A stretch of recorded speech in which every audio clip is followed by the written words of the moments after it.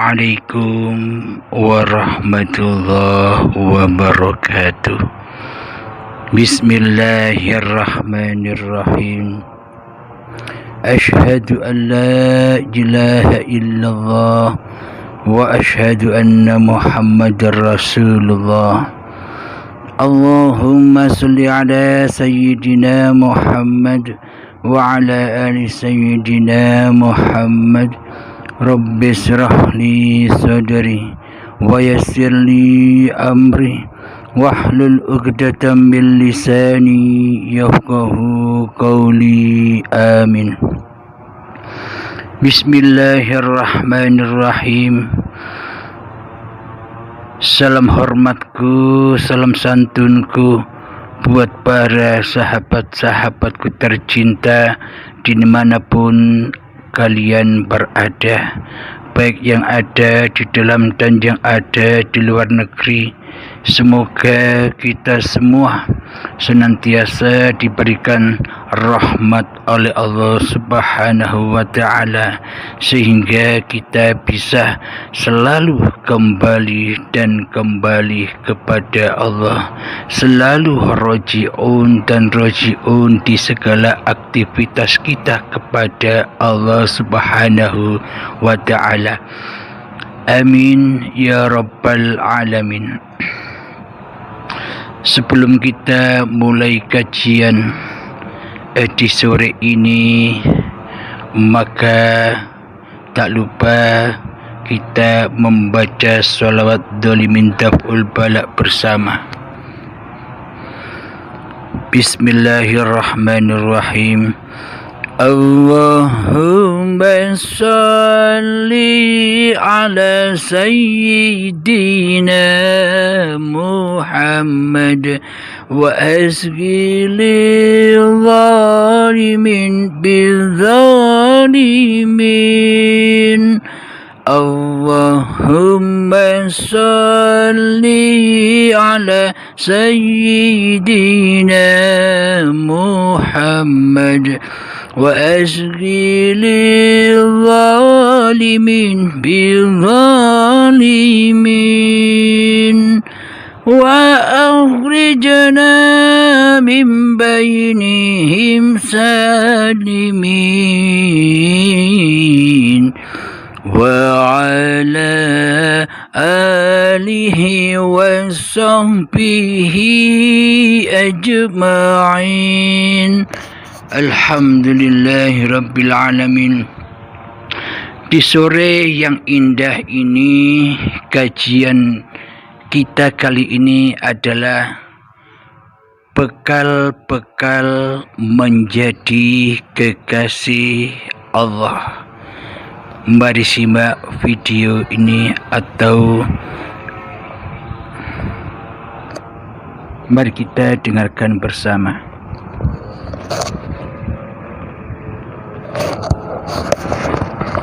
Assalamualaikum warahmatullahi wabarakatuh. Sebelumnya saya ucapkan terima kasih banyak kepada Pak Yai sudah memberikan saya kesempatan untuk bertanya. Jadi saya langsung aja kepada inti pertanyaan saya. Apabila kita sudah mewujudkan Allah pada diri kita, benarkah kita tidak ada lagi kewajiban untuk melaksanakan syariat tubuh seperti sholat dan lain-lain? Dan apakah ada orang yang bisa demikian? Terima kasih sebelumnya, Pak. Assalamualaikum warahmatullahi wabarakatuh. Alhamdulillahirabbil alamin. Syariat selama ini kita menganggap seluruh apa yang kita kerjakan adalah syariatun nas, bukan syariatnya Allah. Karena selama ini kitalah yang menjadi raja, kitalah yang mentuhani hidup dan badan ini, apapun syariat yang kita kerjakan.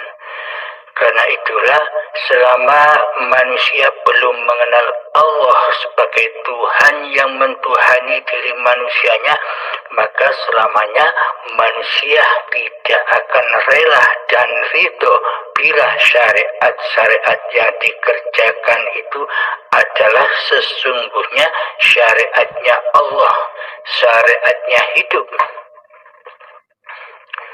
Karena sudah sangat lamanya manusia menjadi penguasa di hati ini, karena sudah sangat amat lamanya manusia menjadi raja di hati ini yang merajai hidup dan badan ini, karena sudah sangat amat lamanya diri manusia mengaku-ngaku bahwa hidup ini hidupnya manusia, maka manusia akan sangatlah berat, sangat amatlah sulit untuk mengembalikan lagi kekhalifaannya kepada Allah. Karena di dunia ini hamba hanya diutus sebagai khalifah, sebagai wakil-wakil Allah, bukan malah menjadi Allah, bukan malah menjadi penguasa.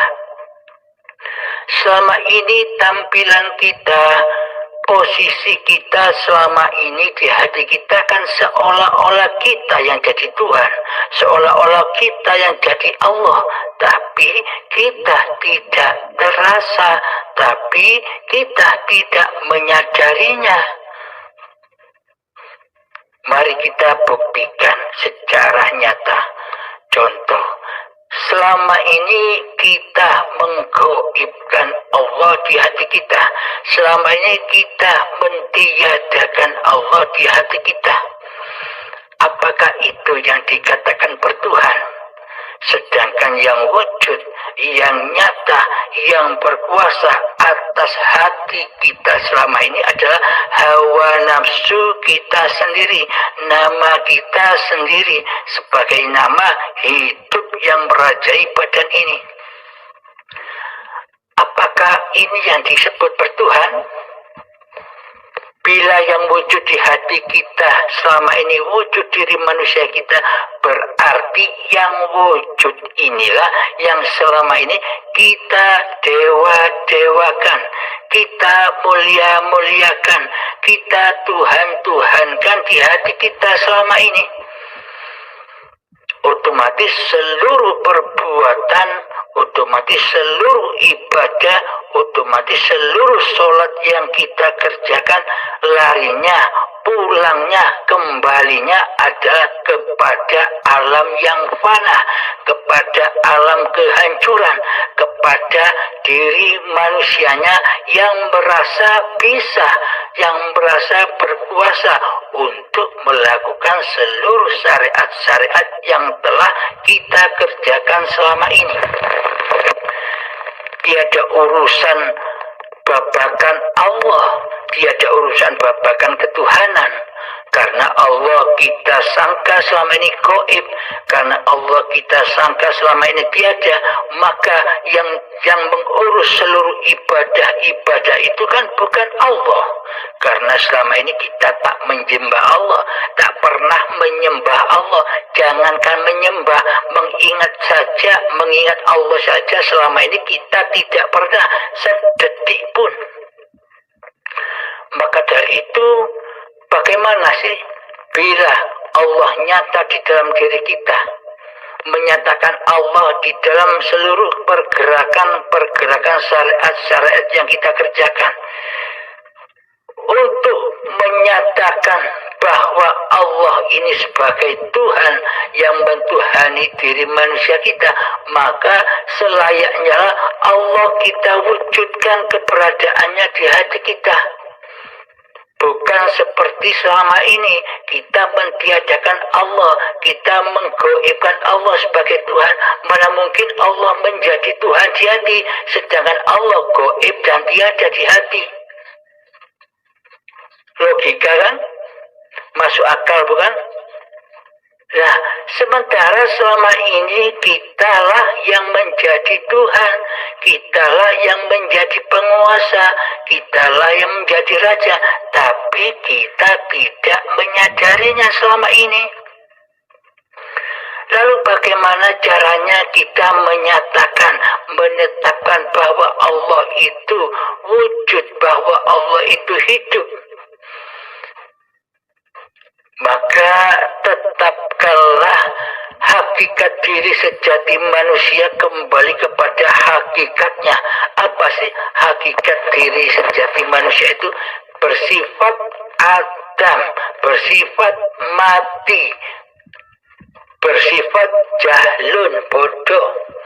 Jadi seluruh sifat-sifat manusia itu adalah kebalikan sifat-sifat Tuhannya, sifat-sifatnya Allah. Pada intinya bila kita sudah menetapkan, sudah menyatakan bahwa diri manusia kita ini adalah adam, tiada, gaib, mati, maka tetapkanlah kenyataan posisi diri manusia kita yang selama ini menjadi raja, tenggelamkanlah di dalam lautan tauhid. Maka dari itu kenalilah Allah dulu. Siapa Allah itu? Allah itu adalah Allahu la ilaha illa huwal hayyul qayyum.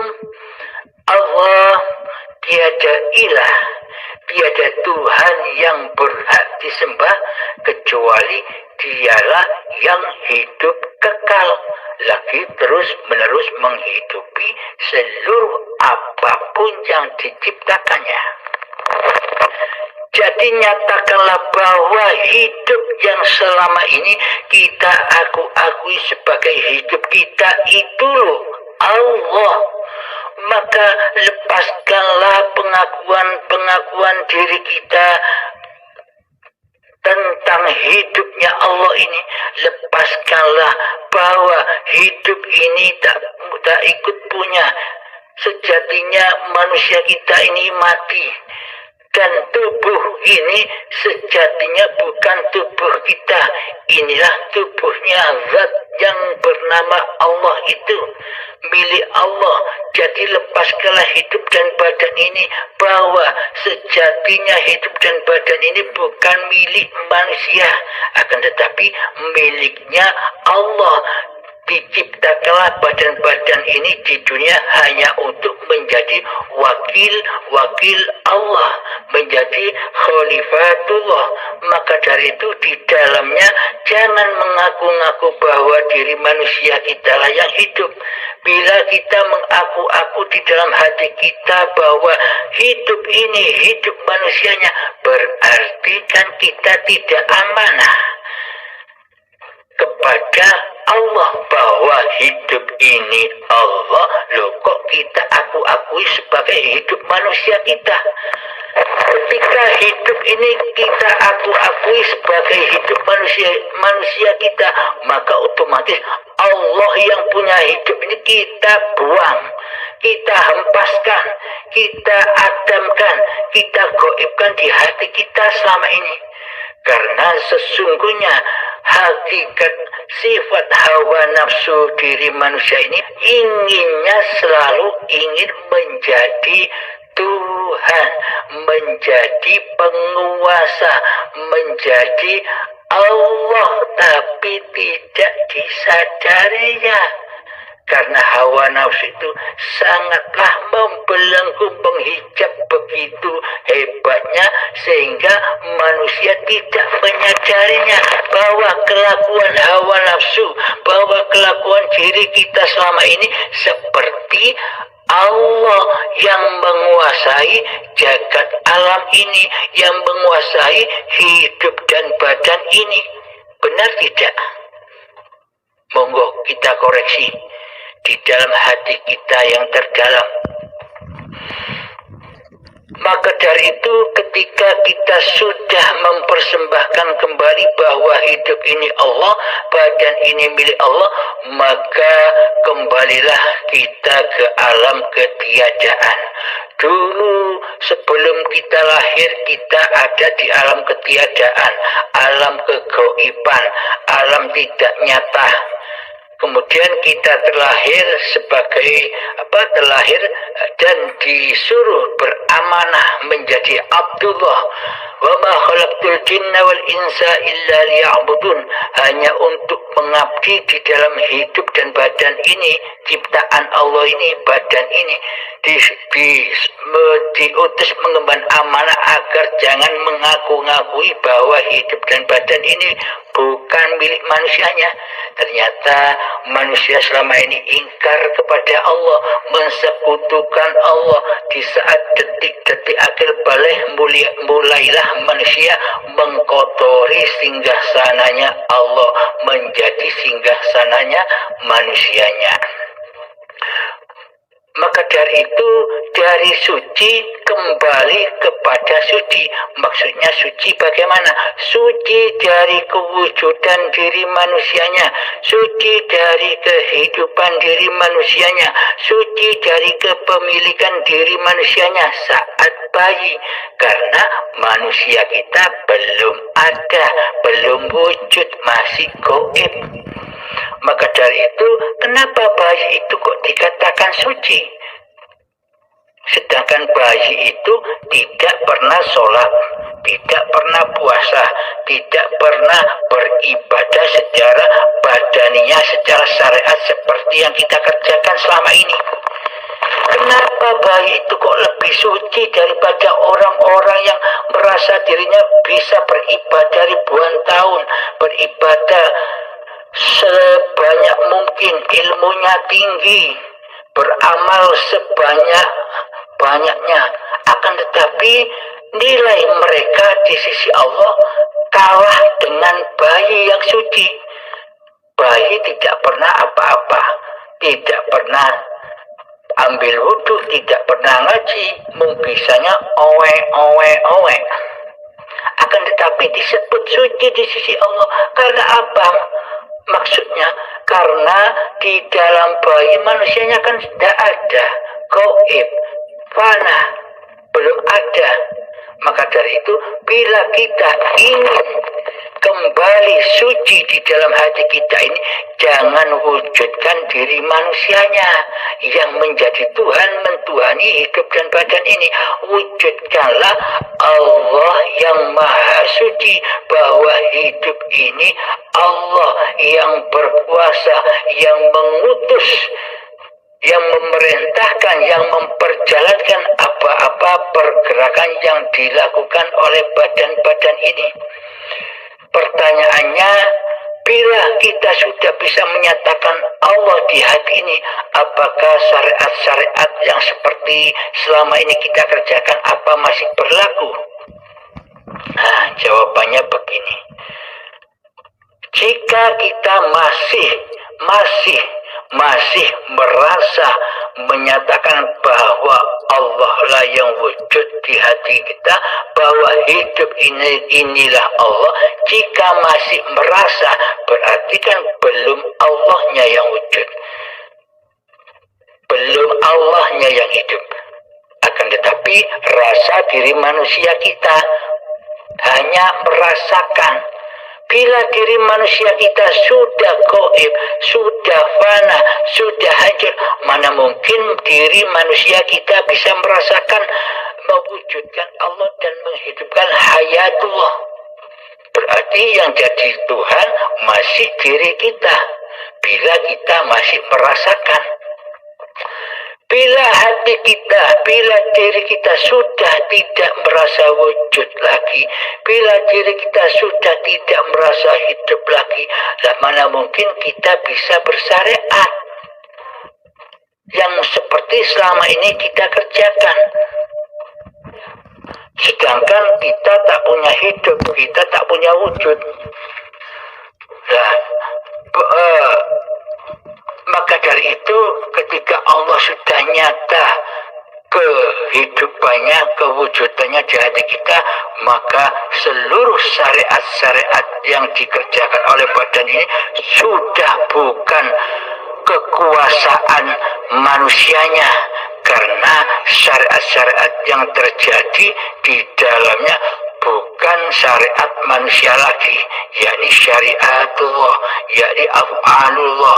Apapun yang terjadi atas badan itu bukan urusan manusia lagi, bukan tataan manusia lagi. Anda bisa melihat orang-orang gila itu. Apakah orang gila itu masih ada kewujudan dari manusianya? Kewujudan hidup manusianya kan tidak ada di orang gila itu. Maka orang gila itu tidak bisa menentukan, tidak bisa menetapkan syariat-syariat manusianya, karena manusianya tidak ada, karena Allah lah yang mensyariatkannya. Meskipun dipandang manusia lain itu tidak benar, salah, akan tetapi pandangan manusia lain kan hanya sebatas badan, bukan hati. Inilah jawabannya. Jadi ketika Anda melakukan sholat, puasa, zakat, haji, tuntunan-tuntunan seperti syariat yang selama ini kita lakukan, maka di dalamnya jangan sampai merasa diri kita yang bersyariat. Kembalikan semuanya kepada Allah lah yang bersyariat, yakni kembali ke alam lillahi ta'ala. Demikian sahabatku. Ada pertanyaan lagi? Alhamdulillahirrabbilalamin. Untuk lelaku atau praktek hatinya tinggal membalik saja dari kesetiap harian kita. Jadi pada intinya tidak mengubah apa yang telah kita lakukan selama ini, tidak mengubah. Yang diubah hanyalah dulu yang berkuasa di dalamnya hambanya yang berasa mentuhani seluruh pergerakan badan ini, baik maupun di tatanan syariat, ketika sholat, ketika puasa, ketika beramal ibadah, seluruhnya dulu hawa nafsulah yang berkuasa di dalamnya. Nah, tinggal mengubah. Ketika kita saat ini sudah mengenal Allah, sudah menyatakan bahwa kewujudan dari manusia kita sudah fana, sudah adam, sudah goib, seperti halnya kita menggoibkan Allah dahulu, maka nyatakanlah Allah dan goibkanlah diri manusia kita. Jadi dulu kita beramal dengan amal yang haram, kini beramal dengan amal yang halal, yakni amal soleh, yang mana yang berafal di dalamnya adalah Allah sendiri. Semoga bisa dipahami dan dimengerti oleh kita semua. Semoga kita dimudahkan di dalam pengaplikasiannya di tiap hari. Assalamualaikum warahmatullahi wabarakatuh.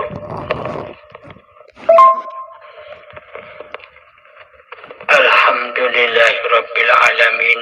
Inilah yang dimaksud hijrah. Hijrah dari tempat yang gelap, hijrah dari kewujudan manusia kita yang wujud menjadi Tuhan, hijrah dari kebodohan kita, hijrah dari kejahilian hati kita selama ini, hijrah menuju bertemu Allah di dalam fisabilillah. Ketika wujud yang ada, hidup yang ada sudah kembali suci, wujudullah sudah kembali suci, hayatullah. Inilah hijrahnya hamba menuju Tuhannya dari jalan yang gelap menuju jalan yang terang benderang. Dulu ibadahnya jatuh ke dalam jahanam, akan tetapi kini ibadahnya sampai mi'raj, tunung tajalli kepada Tuhannya. Yang dimaksud dunung, tajalli, mi'raj, wusul itu adalah ketika sudah nyata Allah lah yang hidup, sudah nyata Allah lah yang berkuasa atas diri badan ini. Inilah yang dimaksud tajalli atau dimaksud wusul. Jadi wusul, tajalli, mi'raj itu tidak hanya di tempat yang khusus saja, akan tetapi di tempat manapun, keadaan apapun, di mana saja kita bisa bertajalli di sana. Contoh, ketika kita memasak di dapur, di dalamnya hati sudah nyata, sudah meyakini bahwa inilah hidupnya Allah. Hidup Allah lah yang memerankan badan ini untuk memasak. Hidupnya Allah lah yang memerankan, yang menguasai badan ini untuk mengupas-ngupas bumbu di dapur dan sebagainya. Aplikasikanlah seperti hal yang demikian. Luaskanlah ketauhidan kita, ketajalian itu dimanapun kita berada, karena Allah tidak kemana-mana dan tidak pula kemana-mana. Wa nahnu aqrabu ilaihi min hablil warid, dan kami lebih dekat kepadamu daripada urat nadimu. Yakni maksudnya aku lebih dekat daripada hidupmu. Maksudnya ketika hidup masih terkuasai manusia, maka gaiblah hidup yang lebih dekat itu. Ketika hidup manusianya sudah kembali ke alam keadamannya, dipersembahkan kembali kepada Allah, bahwa hidup ini Allah, itulah yang dinamakan rojiun. Tamat sudah cerita manusia, yakni akhir kekuasaan diri manusianya. Di hari kiamat setelah hancur leburnya alam semesta ini, Allah jauh. Adakah Tuhan selain aku? Kata Allah. Ketika sama halnya ketika kewujudan diri manusia kita, kewujudan hidup manusia kita, kewujudan kekuasaan diri manusia kita sudah hancur luluh lantak, hancur lebur, yang ada hanya hidup akan mengakui aku iki Allah. Bismillahirrahmanirrahim. Innani anallah. Sesungguhnya aku ini Allah. La ilaha illa ana. Tiada Tuhan selain aku. Fa'budni, maka mengabdilah kepadaku. Wa aqimis sholali zikri, dan dirikan sholat hanya untuk mengingat aku. Apa yang dimaksud sholat itu? Ya ketika mengingat Allah itu sholat. Ketika hati sudah mengingat bahwa hidup ini Allah yang berjalan, bahwa hidup ini Allah yang bergerak, bahwa hidup ini Allah yang memasak, bahwa hidup ini Allah yang bekerja, bahwa hidup ini Allah yang memakankan badan, bahwa hidup ini Allah yang meminumkan badan, bahwa hidup ini Allah yang mensolatkan badan, bahwa hidup ini Allah yang mempuasakan badan. Ini loh yang dinamakan sholat.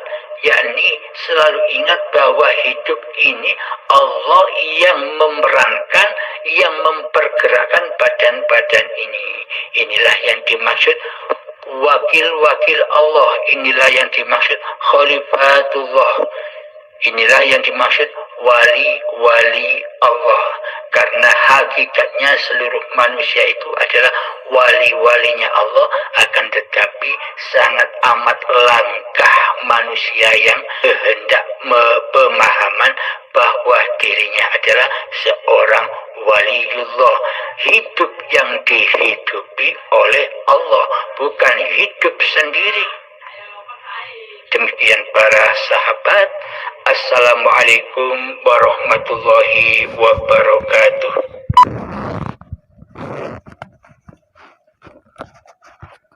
Alhamdulillahirabbil alamin.